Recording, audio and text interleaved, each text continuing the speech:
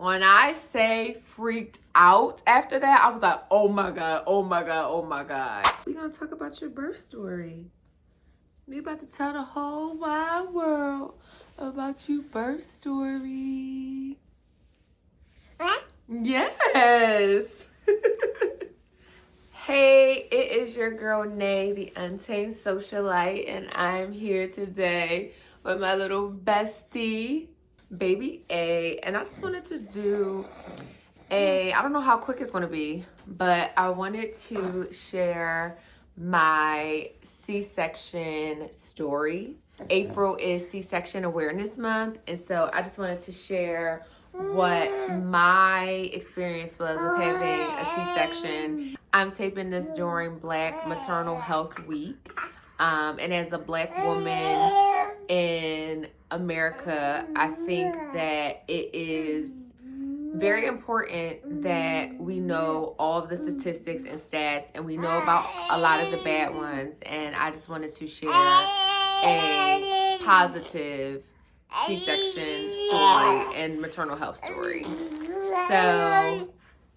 yeah, you want to talk to the people? Yes. So stay tuned if you care to hear about my journey with my C-section. I had a planned C-section. I knew going into getting pregnant that I would have to have a C-section. I have a history of having fibroids. So prior to even starting IVF to get pregnant with baby A, I had a myomectomy, which is a removal of fibroids. I had, I believe, 9 fibroids that were removed, and the largest one was 9.5 centimeters. It was already told to me, even when I started IVF, that a C-section would be best because they were nervous that if I labored at all, that my uterus could possibly rupture, which would cause a problem for me and baby. I went to actually, when I first found out that I was pregnant, they keep you on IVF, the IVF clinic for up to about 9 weeks. And then when I was like released to go to a regular GYN, I actually went to maternal fetal health as well as a regular OBGYN. I was told by maternal fetal health that it was really not necessary for me to go to them. The only reason why I would technically was there is because I was a woman over 40 I was 40 at the time. So I was a 40-year-old woman who was pregnant. But I didn't have any issues that required me being there. And so the reason why I opted not to stay with maternal fetal health, because there was an option to do so, was because the maternal fetal health doctor actually did not deliver the babies. You would see her all the way up until your delivery date, and then someone else in her practice would deliver. And for me, someone who was going to have a surgical procedure to have my baby boy, I just wanted to really have a great relationship with my doctor because I was nervous. And so, yeah. My OBGYN was absolutely great. She was literally my biggest advocate. Honestly, I wish that she could be my primary care doctor because she was phenomenal. And that was very important for me leading up to having my C-section, because I'd had 2 other surgeries prior. So I had VSG surgery, and then 2 years after that, I had the myomectomy. And then I had the C-section. So I wasn't necessarily like terrified, honestly, to get the C-section. I stayed really offline from, getting too many facts and things at first. So I went in, I think it was either at my 18-week checkup or 19-week checkup, and my cervix was measuring a little bit shortened, and so she said for me to come back in a week. And then when I went back in a week, it had elongated, and then they put me on progesterone to like be able to make sure that my cervix was able to hold up the baby. And then from there, I had to go every week until I was 24 weeks to get my cervix length checked. So literally, some weeks it would be over and other weeks it would be considered like slightly shortened, but I never had to get a suture or anything like that because I wasn't dilated and the number just kept changing. And honestly, it seemed like it was because of the baby's position. It was like positional more than it was anything, but they kept me on a progesterone for the rest of my pregnancy just to make sure. When I was about 32 weeks, she started having conversations with me. If you cramp, if you this, if you that, like going down a list of things. And she actually gave me like a magnet to put on my refrigerator of the symptoms, where I should go to, the number to call so that they could page her, and all of those things. And so that made me feel very comforted too, because she was like, listen, if you have any of these symptoms, we're giving you a C-section and we're just going to, you know, baby will go in the NICU. You know, like her job, and she understood my fear of being a Black woman in America having a baby. And that was really important for me. She didn't dismiss my fears about it. She wasn't like unrealistic about it, about the fact that Black women do not make it through birth a lot of the times. And she was like, I was very clear with her about it. And it wasn't like something that made her uncomfortable or anything. She was like, you're having this baby, you're going home, and baby's going home, and I'm going to make sure of it. And that was just like really heartwarming for me. Like that meant so much to me. And so one of the visits I went to, it was probably maybe like 3 weeks before I had the baby, because honestly, I wasn't nervous at all. I literally had put out the C-section out of my mind because I didn't want to freak myself out. And I feel like for me, it was like the more information that I had, the more freaked out I was going to be. So she said, did you ever watch a C-section happen before? Like, did you ever see it? And I was like, no. Me and my husband decided to get on freaking YouTube and look at a C-section. Why we did that, I have no idea. When I say freaked out after that, I was like, oh my God, oh my God, oh my God. And I think I was maybe like 20 something weeks. I had woke up one day and I said I was scared to just deliver the baby, right? Like, I'm scared to deliver the baby. I don't know. And I'm scared to have a C-section. I'm scared to push the baby out. My husband was like, the baby has to come out. So you got to figure it out.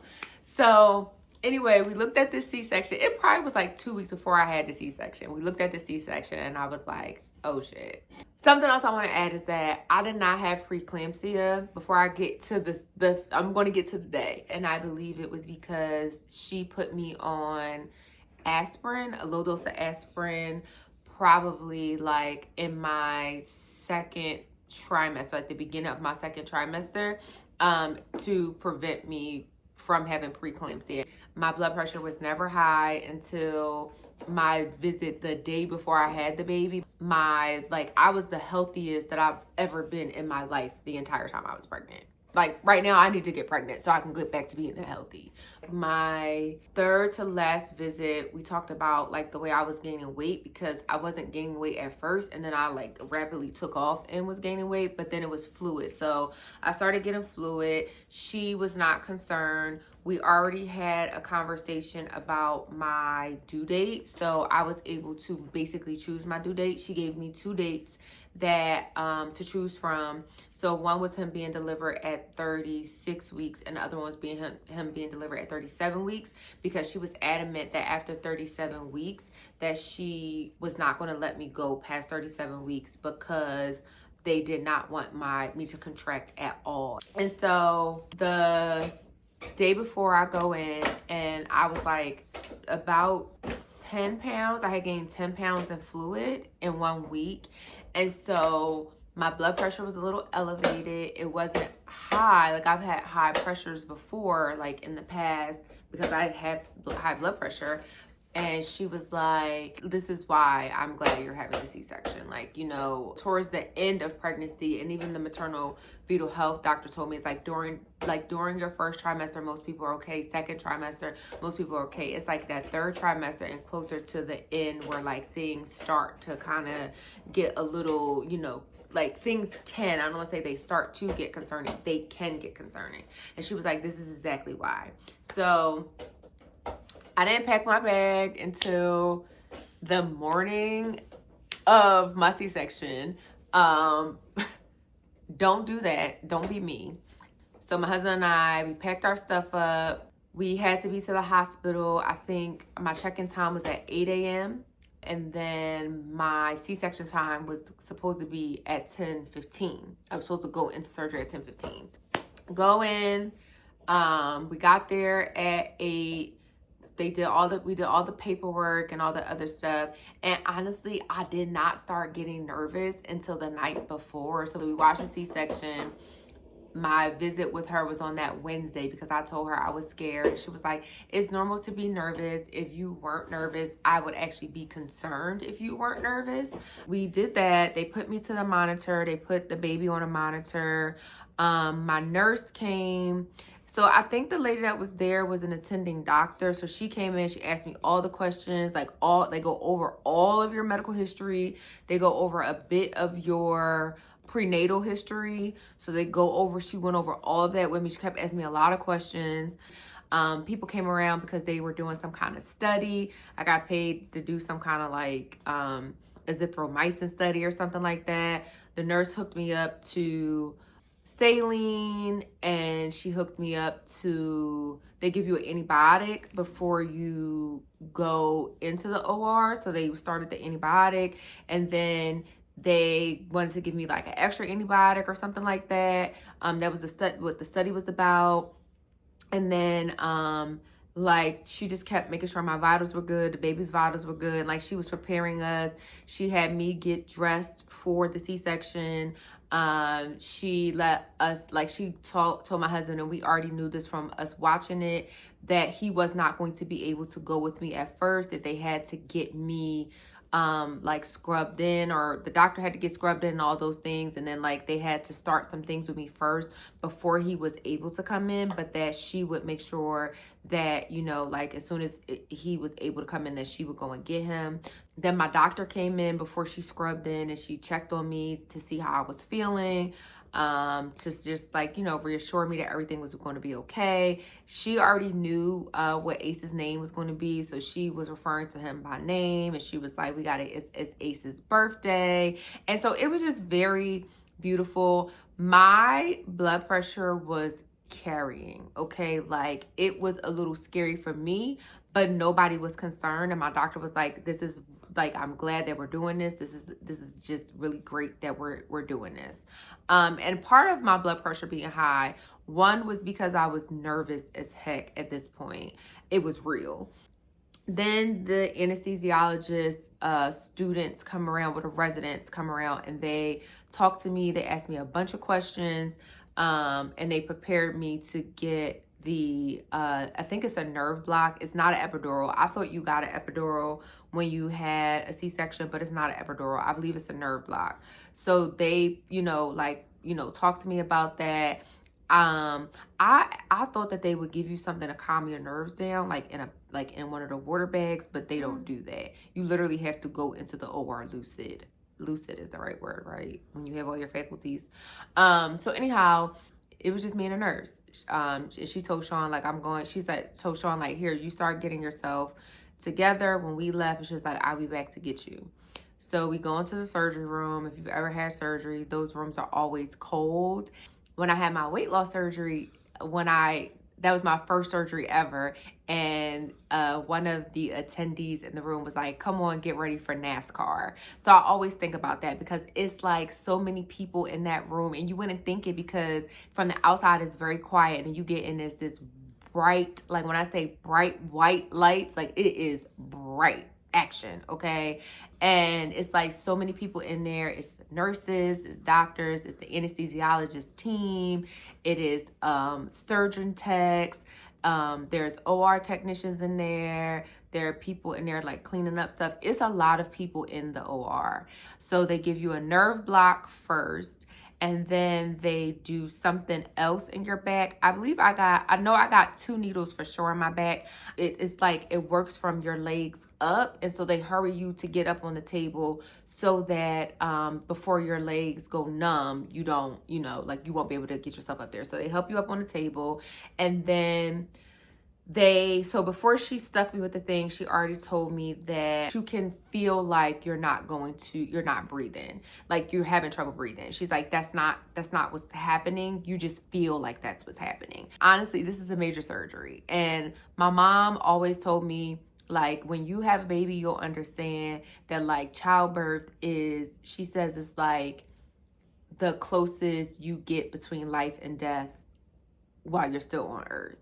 And so, like, I understand, like, she had a lot of nervous energy, and I think that my blood pressure was also scaring her. But then at some points, my blood pressure went to like numbers that did not make sense. Then my doctor is like, okay, she's like, she pinched my leg. She's like, can you feel that? Then she took a clamp and she pinched my stomach. And she's like, can you feel that? And I felt absolutely nothing. So my doctor told me before I had the baby that I could make a playlist that I could listen to while we were in the OR. So they let Sean come in. And so like literally he was coming in at the right time. I feel like what people did, like what I learned from my Facebook groups were that you get like this like clenching in your teeth, like this, you get the chills almost, and you get this like the shakes. You get the shakes. Yeah, you get the shakes. So I had started to feel that, like, and it was making me anxious. And then I remember what the lady said about the breathing thing, like you're going to feel like you can't breathe, and you can. And so as soon as Sean came in, and I was also very tuned in to what was going on around me. The blood pressure thing was making me nervous and scaring me. My doctor and them were having conversations, so I was trying to listen to them.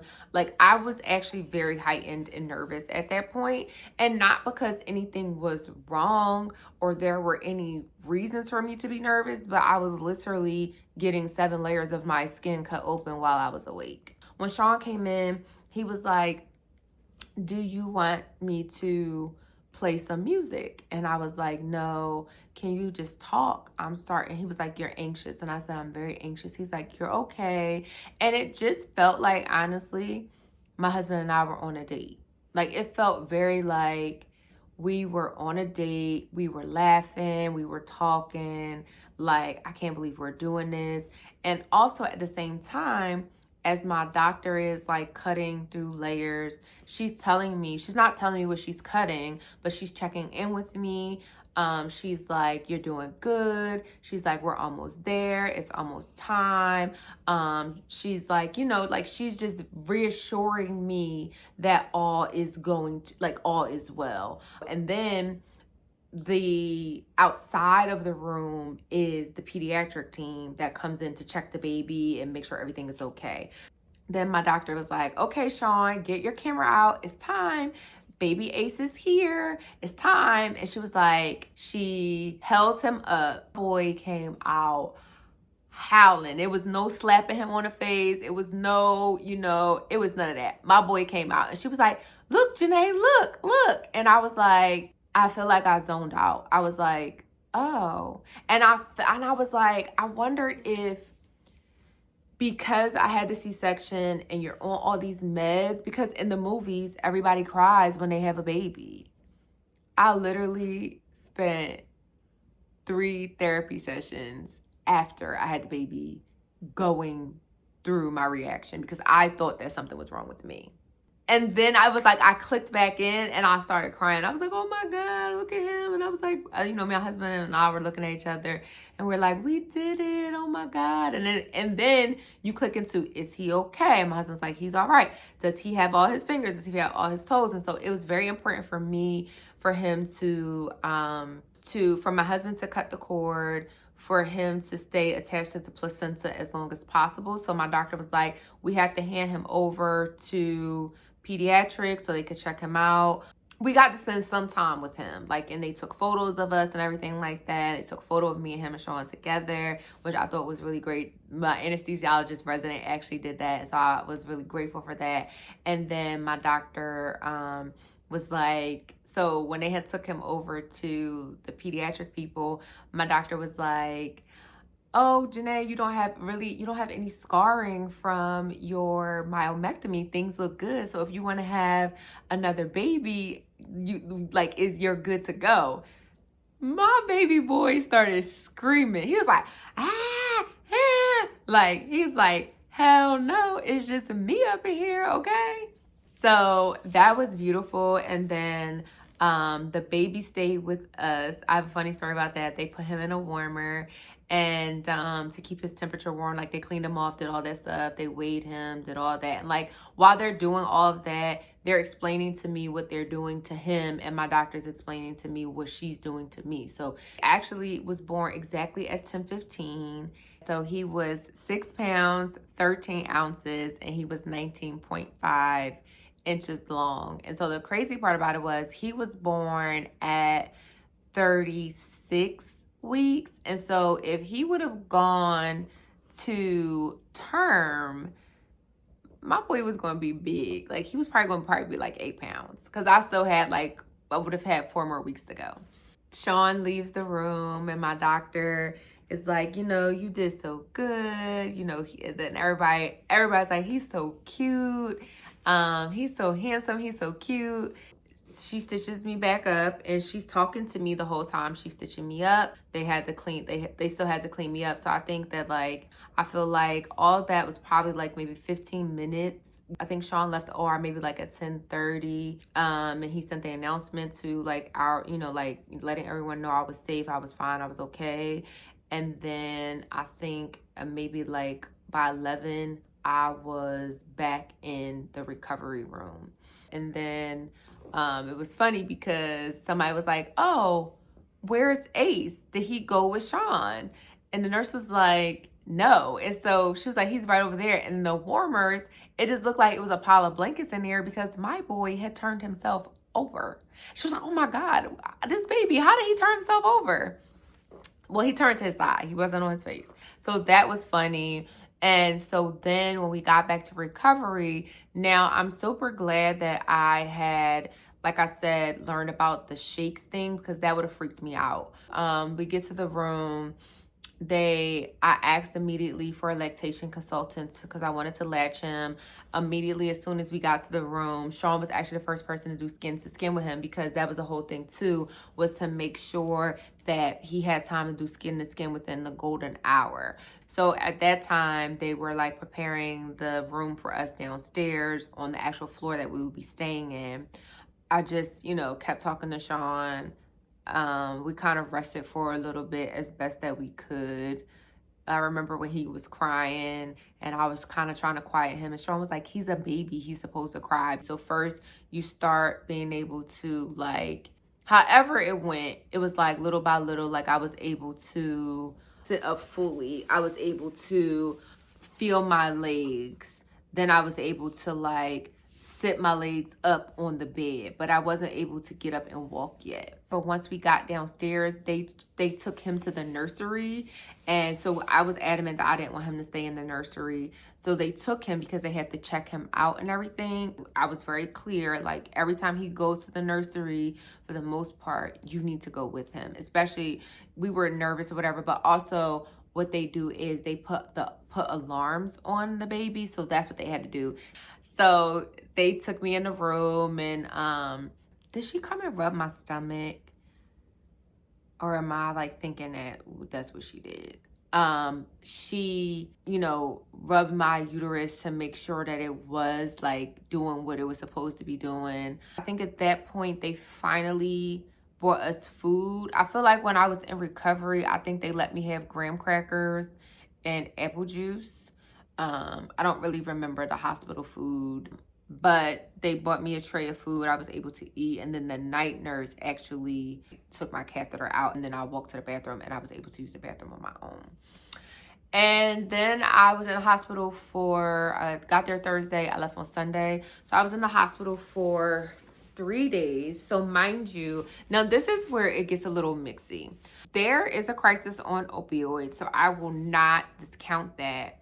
But you had a major surgery. They're giving you oxycodone, which I think is Percocet. They gave me Tylenol, Motrin, and then the oxycodone.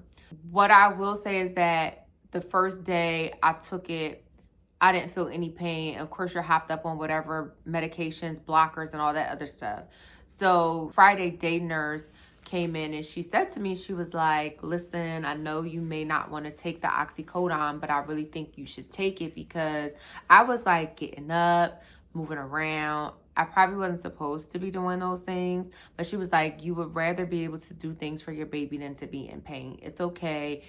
You know, it was like 5 milligrams or something. What I will say is that I felt judgment, and I also felt like the night nurse and the next day nurse over the weekends was withholding the pain medication from me.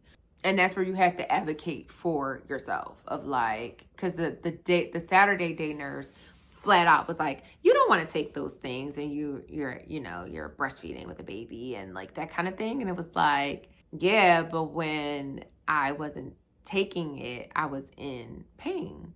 And my doctor had already told me, like, she was like, I'm going to give you this. It's going to be 5 milligrams. Please take it. Please, we talked about responsible taking it, like, responsibilities, taking it, all those things. I do feel like people think, and it wasn't my doctor, but I think people think that Black women can take more pain, which is why the day nurse was like, you don't really want to do that, do you? Which was a little unsettling, and it made me a little uncomfortable, because then you don't want to be pushing for it, and then you feel like a pill pusher. And I did too much. I will say that. I did too much. On Saturday, a physician came in and asked me, did I want to leave? And I was like, no. Why would I want to leave? I literally just had a C-section Thursday. I'm supposed to stay here for 3 days. Although my insurance will pay for me to stay here 4 nights, why am I leaving? I was like, no, I'm not ready to go home yet. People think that you're going to have people there to help you, and you may have people there to help you, but in the hospital, they give you 3 meals a day, like, the care and all those things. And so I opted to stay. I was like, no, I'm not leaving. That Sunday, the doctor came around to do her rounds at 5 o'clock in the morning. She's like, well, I think you should go home. So we got into this whole big thing. This resident, me and her got into this whole big thing. And I was like, you know what? Just send me home. Like, please just send me home, because I was tired at that point. And I also felt like I thought that, like, being at the hospital, although the baby wasn't in the nursery, that, like, they were going to tell me how to get him to sleep on his own. Like, they were going to be a bit more helpful. He literally didn't, like, every time I put him in the crib, he would cry. And in the nursery, they gave them pacifiers. And I was told by the lactation consultants not to give him a pacifier for 3 weeks, because you don't want him to get nipple confusion. So it was just like a lot of different things. My husband and I should probably have slept in shifts, so that somebody could take the night shift, somebody could take the day shift with him, because like my boy did not let up, and I did not get much rest. Like, it's like when I did get sleep, he was on my chest, and I would get scared and jump up, because they make you watch these videos and things like that. The only thing that I would wish that hospitals would do with, like, for first time moms especially, and even moms just in general that may need refreshers, is like helping you to get more rest without the baby having to leave outside of your care. So I just wish like there was like an older Black nurse there that would have been like, this is what you should do with him, or kind of like taking a bit more of a maternal approach. So yeah, that was my C-section story. And it had like, not the C-section itself, but the aftercare had its and not even the aftercare, like my hospital stay had its kinks to it. But all in all, I definitely am grateful for my experience. I am so grateful to God that I made it through and my baby came out healthy and well. Thank you, God. Like, thank you so much, God. And yeah, and then when I got home, my recovery could have been better. I know for next time things that I would do differently. I had a doula. I have Lily, my nanny. My mom was here. I know next time that just what to ask for. It was great. My doula in the beginning, she was great because she prepared meals for us. I think that what I may do myself the next time is just prepare frozen meals. I don't know if I would get a postpartum doula again. I have a little PTSD around that, but that's another story for another day or maybe never. But I will say, like, having a support system is very important. My nanny was great. I feel like I wish that someone would have, like, I probably should have hired a night nurse, someone who can not sleep train the baby, but so that I can get rest at night and that the baby can learn to sleep in their bassinet, because my boy didn't sleep in his bassinet. So that is it of my successful C-section story. I am grateful as a Black woman to have made it through. And prayers to all of the moms who are currently prenatal, soon to be going in labor, whether it is a C-section, natural birth, whatever you decide to do. Have your birth plan. Make sure you are comfortable with your doctor.